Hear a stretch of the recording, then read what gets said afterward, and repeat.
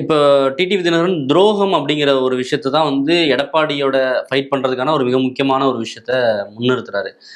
ஓபிஎஸும் அதே துரோகத்த செஞ்சவர் தானே. இவங்க எந்த மாதிரி? இந்த பதவியை ராஜினாமா பண்ண முடியாதுன்னு சொல்லிட்டு அவங்க போய் தர்ம யுத்தம் நடத்தினதா இருக்கட்டும், இதெல்லாம் நடந்தது தானே. அதிமுகவின் பிளவுக்கு பிள்ளையார் சொல்லி போட்டவரே ஓபிஎஸ் தான். இப்ப யாருமே அதை அவங்க மறைக்கல. கூட சேர்ந்துட்டு தானே. அப்போ அவங்க கூட சேர்றாங்கல்ல, நான் செஞ்சது தவறுன்னு உணரணும்னு தான் எல்லாரும் எதிர்பார்க்கிறாங்க.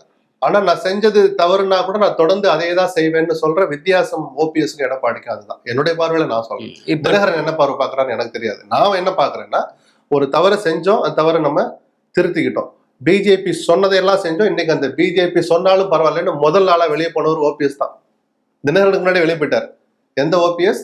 அவர்கள் சொன்னதுக்காக போய் தர்ம யுத்தத்தை தொடங்கிய ஓபிஎஸ், அவர்கள் சொன்னதுக்காக இந்த ஆட்சியை கவிழ்க்க நினைத்த ஓபிஎஸ், இன்னைக்கு அவர்களே சொன்னாலும் பரவாயில்லன்னு வெளியே போயிட்டார்.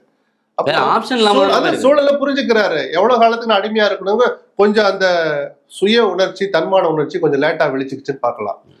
அதே வார்த்தைகளை எடப்பாடிக்கு நான் சொல்ல மாட்டேன். சில தவறுகள் நடக்குது, அல்லது நம்ம போன திசையில வெற்றிகள் கிடைக்கல, கொஞ்சம் பாதையை மாத்திக்கலாமா, நாம அப்படியே இருப்போம், ஏன் உட்காந்து பேசக்கூடாதா, நான் தான் பொதுச்செயலாளர், நான் தான் முதலமைச்சர் வேட்பாளர், ஒத்துக்கிறீங்களா அப்படின்னு கேட்க கூட மாட்டேன்னு சொல்றதுனாலதான் ஓபிஎஸ்க்கும் எடப்பாடிக்கும் வித்தியாசம் இருக்குன்னு சொல்றேன். எந்த தியாகத்துக்கும் தேவை, எனக்கு எந்த பதவியும் வேணான்னு சொல்ற ஓபிஎஸ்ஸையும், தோல்வியே வந்தாலும் பரவாயில்லன்னு மறைமுகமா ஒரு சபதத்தை போட்டுக்கிட்டு நான் ஏன் இஷ்டப்படிதான் நடப்பேன்னு சொல்ற எடப்பாடி ஒப்பிடுவது தவறுன்னு சொல்றேன்.